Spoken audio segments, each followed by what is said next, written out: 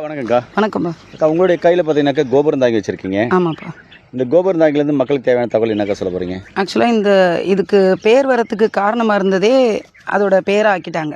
இது பார்த்தீங்கன்னா அடுக்கடுக்காக கோபுரம் மாதிரி ஒரு கோயில் கோபுரங்கள்லாம் எப்படி வடிவமைச்சிருக்காங்களோ அதே மாதிரியே இருக்கும்.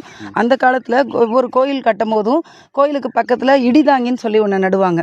அது எதுக்குன்னா, நான் அந்த காலத்தில் அந்த பெரிய இந்த பேண்டமிக் மாதிரிலாம் வருது இல்லையா, அப்போ அந்த டயத்தில் இடி மின்னலோட மலைகள் சூறாவளி இந்த மாதிரி வரும்போது அந்த இடி அந்த கட்டட அமைப்பை பாதிக்காமல் இருக்கிறதுக்காக இடிதாங்கியை நடுவாங்க.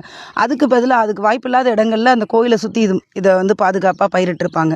அந்த இதை இது எடுத்துக்கும். அதனாலேயே இதுக்கு கோபுரம் தாங்கின்னு பேர் வந்தது.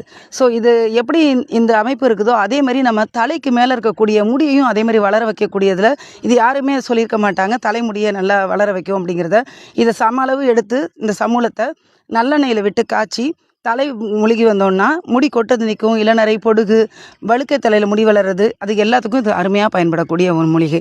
அதே மாதிரி இதை இன்னொரு முறையில் பயன்படுத்தலாம். காயக்கற்பமாக எப்படின்னா, உங்களுக்கு தெரியும் வில்வம் ஒரு மிகப்பெரிய காயக்கற்ப மூலிகை.